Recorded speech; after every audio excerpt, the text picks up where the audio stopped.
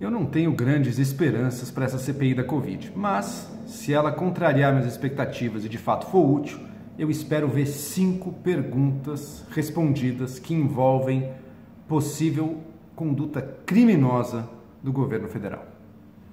E aí, pessoal, eu sou Joel Pinheiro, aproveite que você está aqui, já se inscreva no meu canal, clique no sininho, curta e compartilhe esse vídeo também, vamos levando o debate sempre mais longe.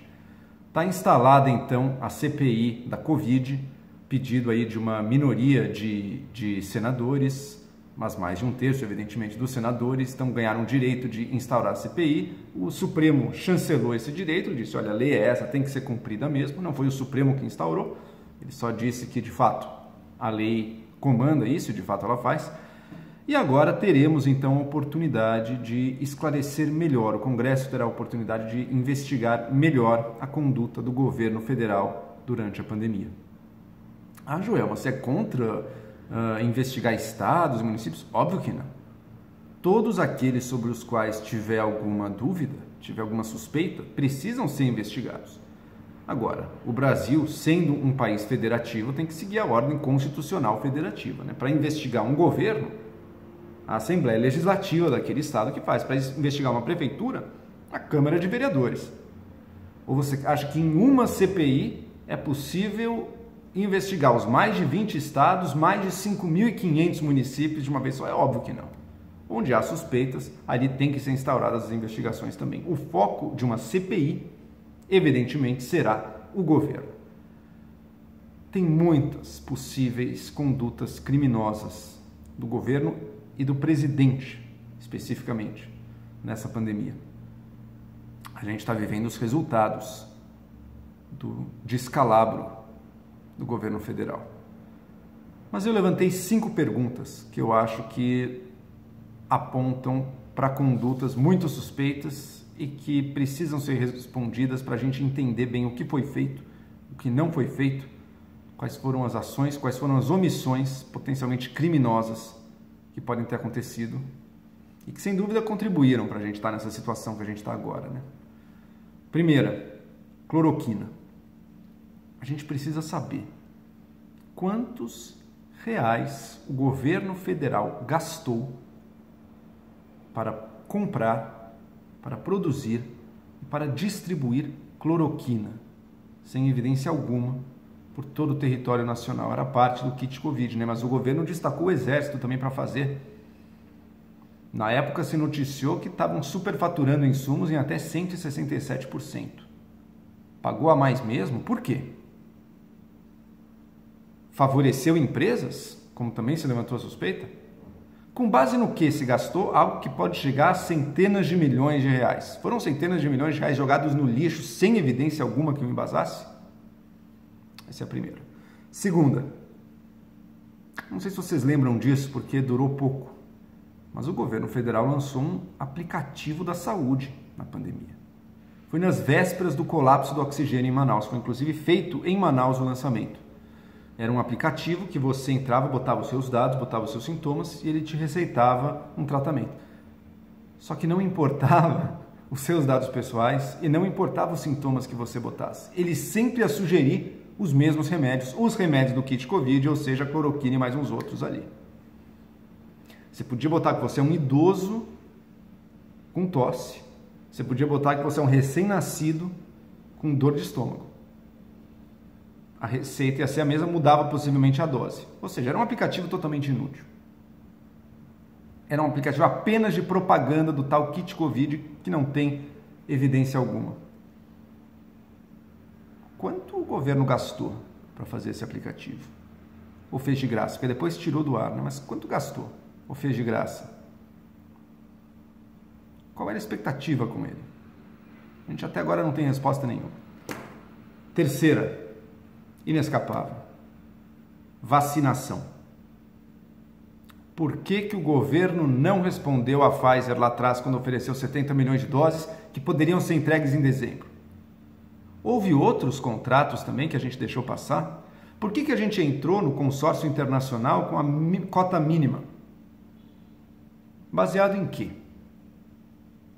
Precisamos saber também de onde veio essa oposição. Por que o Bolsonaro sabotava a Coronavac, pesquisada pelo Instituto Butantan, era verdade que o presidente tinha intenção de não comprar a vacina do Instituto Butantan? A vacina é a nossa solução, é a nossa única saída para essa crise. Por que o governo demorou tanto? E por que sabotou? Por que chegou a comemorar quando morreu voluntário nos testes em São Paulo? Quarta pergunta. Esse que foi um dos momentos mais duros, o colapso do oxigênio em Manaus. O oxigênio em Manaus estava acabando. A gente sabe que dias antes do colapso, o governo federal tinha sido alertado. A gente sabe o que ele fez, né? Visitou ali, lançou o tal do aplicativo, mandou cloroquina para Manaus. Quanto ele gastou mesmo? Agora, e fazer a ação que de fato resolveria o problema da falta de oxigênio, mandar mais oxigênio? O que a gente precisa saber é o seguinte: quando que o governo federal foi informado do colapso iminente do oxigênio? E que passos ele tomou para remediar isso o mais rápido possível? Veja, o fato de que acabou o oxigênio e ficar um dia sem oxigênio lá não é prova de que houve conduta criminosa. Se o governo federal tiver feito tudo o que dava para fazer, seguiu passo por passo o mais célere possível, mas tem um monte de demoras, tem dificuldade de transporte, tem burocracias, pode ser. Fez tudo, mas mesmo assim demora alguns dias, demora um tempo e não chegou a tempo. Pode ser. Mas e se não tiver feito? E se tiver recebido a informação e tiver demorado para agir? Ou tiver agido de maneiras como achar que mandar cloroquina era o bastante? Matou gente. Se foi isso, matou gente. Sem nenhum eufemismo. E por fim, a quinta pergunta. A pergunta que engloba tudo que o governo vem fazendo, ou vinha fazendo no suposto combate ou não combate à Covid. Era com estratégia ou não era? Deixa eu explicar. Desde o início, o Bolsonaro adotou a teoria da imunidade de rebanho, né? De que o jeito de vencer a doença era deixar todo mundo se contagiar. Ele acreditava que a gente teria menos de 800 mortos. Ele disse isso publicamente num vídeo, sendo assessorado pelo deputado Osmar Terra, ex-ministro. Jamais pediram desculpas por nos assegurar que morreriam 800 pessoas. Tá? Estamos indo para 400 mil neste momento. Ele acreditava que o caminho era imunidade de rebanho e que, para quem tivesse sintomas, a cloroquina salvaria a população. Ok, isso era a crença dele. A gente sabe que ele também foi contra qualquer medida de isolamento social, abertamente contra, toda medida de isolamento ou distanciamento social, que ele incentivou aglomerações, incentivou até pessoalmente, gerando aglomerações, incentivando a multidão no protesto, viajando e as pessoas vindo ao redor, chamando aquilo. Achava lindo, eu estou no meio do povo. Incentivou diretamente aglomerações com seus atos e com suas palavras. Queria todo mundo trabalhando, não queria saber de nada. Circulem normalmente. Os velhinhos separam um pouco.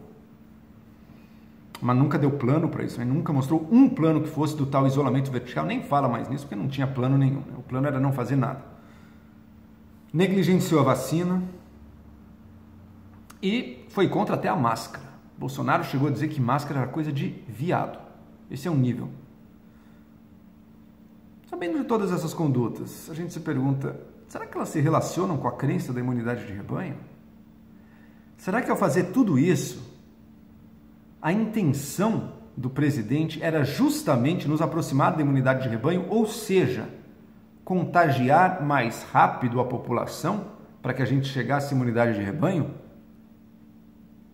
Bolsonaro teve como estratégia de governo o contágio da população brasileira?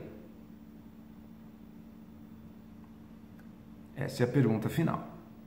Bolsonaro quis infectar a população? Poxa, João, mas como é que você vai saber a intenção do presidente? Não é algo direto, mas a gente vai ter depoimentos dos ex-ministros. Mandetta, Taish, Pazuello, Eles devem ter conversado muito com o presidente. Eles sabiam o que se passava na cabeça dele. Ele estava querendo gerar imunidade de rebanho? Se sim, então ele estava querendo infectar a população com a maior pandemia do século.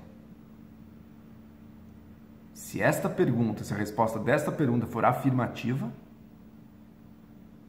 então Bolsonaro intencionalmente levou à morte de centenas de milhares de pessoas. Eu não sei se a Covid vai dar em algo. Eu suspeito que não, que a CPI da Covid, né? A CPI das fake news não levou, mas quem sabe essa seja diferente. Quem sabe essa nos responda perguntas cruciais da situação que a gente está vivendo e nos revele o que estava por trás do desastre do governo federal em saúde pública. É isso aí.